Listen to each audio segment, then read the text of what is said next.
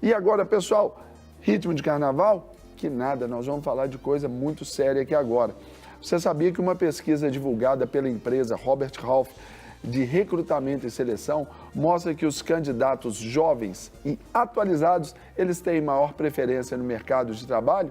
Então é sobre isso que nós vamos bater um bom papo aqui com o Ricardo Castanheira, que é especialista em gestão de pessoas. E eu cumprimento agora meu xará. Tudo bom? Bom dia, seja bem-vindo. Como vai, Deus abençoe. Tudo bom? Bem? Maravilha. Bom tê-lo aqui no nosso programa para falar desse assunto que parece óbvio, mas, por um outro lado também, tem muitos jovens que não estão tão atualizados assim. É verdade. Isso é uma verdade? É verdade. A gente tem que entender essa situação analisando o contexto, né? Nós estamos vivendo um momento onde o emprego está cada vez mais entrando em processo de pouca oferta.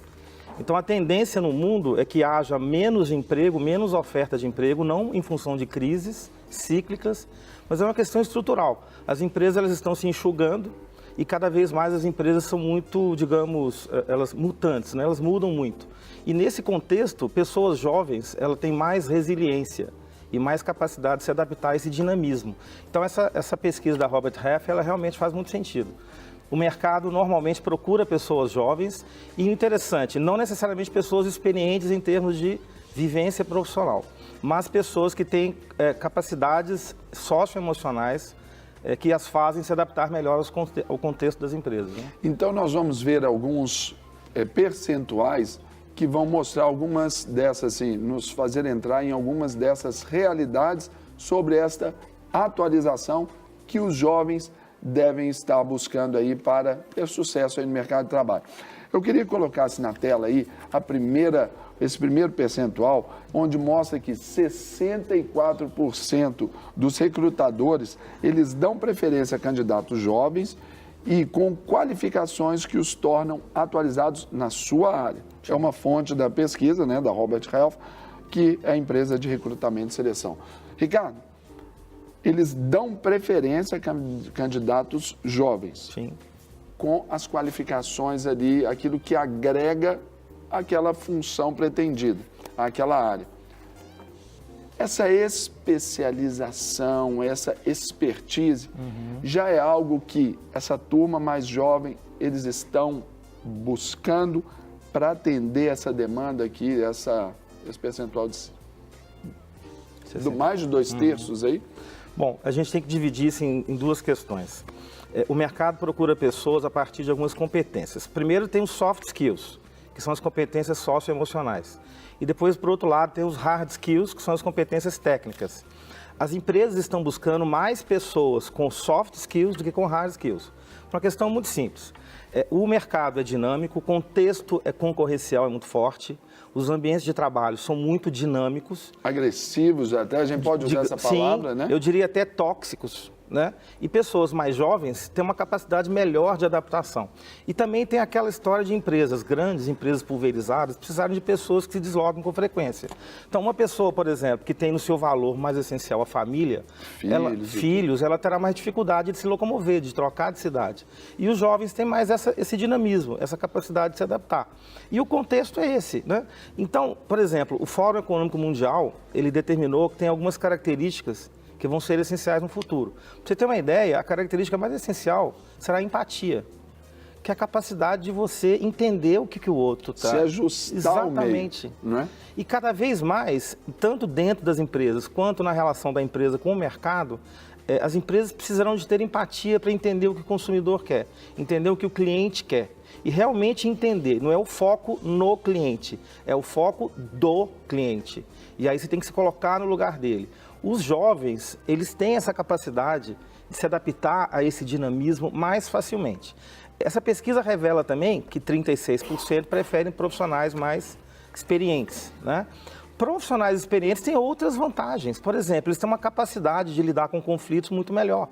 Eles têm mais maturidade, eles têm mais background, eles têm uma vivência mais robusta e já enfrentaram situações de conflito antes. O que os torna mais capacitados. Menos, vamos dizer, menos tóxicos ali ao meio. Sim. Né? E também, por vezes, até por causa dessa globalização, também conseguem se adaptar também. Sim, conseguem se adaptar. Só que o profissional mais maduro, à medida que ele vai envelhecendo, ele vai adquirindo valores que se tornam um pouco mais rígidos, né? Então, por exemplo, uma pessoa jovem, ela é uma pessoa mais disponível, normalmente, né? Não que os mais experientes não sejam, muitas vezes são porque não tem outra opção. Mas eles têm valores mais, digamos, flexíveis. Então, eles se adaptam melhor a esse nível de mudança, porque as empresas mudam muito rápido. Para você ter uma ideia, tem uma pesquisa que a Infomoney divulgou, que ela diz o seguinte, profissionais ficam até 2 anos nas melhores empresas para se trabalhar, incluindo Google e outras semelhantes. Isso mostra que muitas vezes as pessoas elas não têm uma fidelidade à empresa, mas têm fidelidade ao que elas realmente querem para si, né? Então, essas pessoas que têm mais facilidade de se adaptar, elas são mais necessárias nesse contexto, porque as empresas elas estão cada vez mais mutantes. E Muda aí tudo muito rápido. Aí, Ricardo, entra também aquela questão daquela classificação da geração Baby Boomers, X, Y, Z, né? Então, aí vem por esse perfil, por esse lado, né? Sim, os millennials, né? Que são a geração nova que está entrando no mercado, eles têm uma característica totalmente diferente dos baby boomers, geração X, por exemplo, que são pessoas mais fiéis à empresa. Os jovens profissionais são mais fiéis a si próprios. A eles mesmos, né?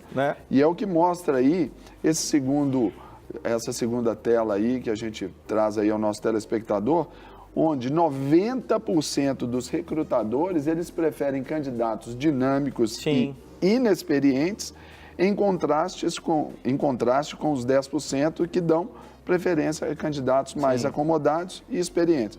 A fonte aí do mesmo Instituto de Pesquisa aí. Revela isso.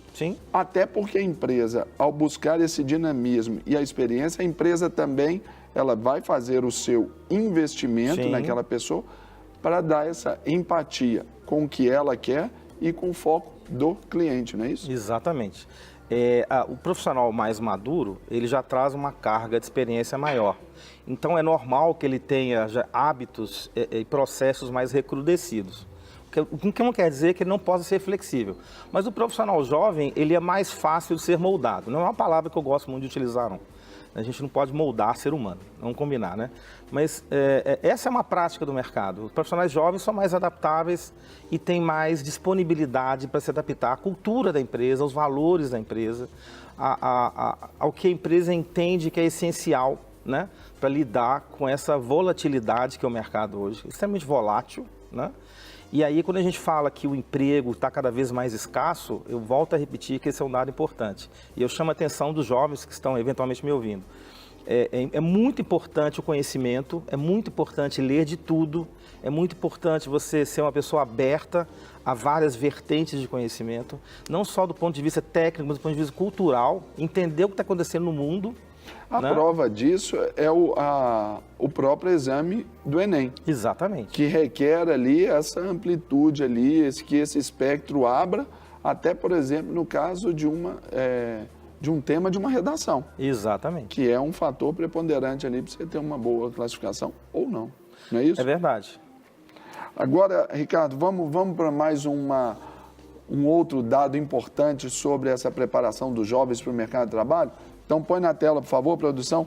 51% dos recrutadores consideram que um profissional com fortes habilidades técnicas, né, e experiência na sua área pode ser desclassificado da seleção por ter mudado de emprego várias vezes.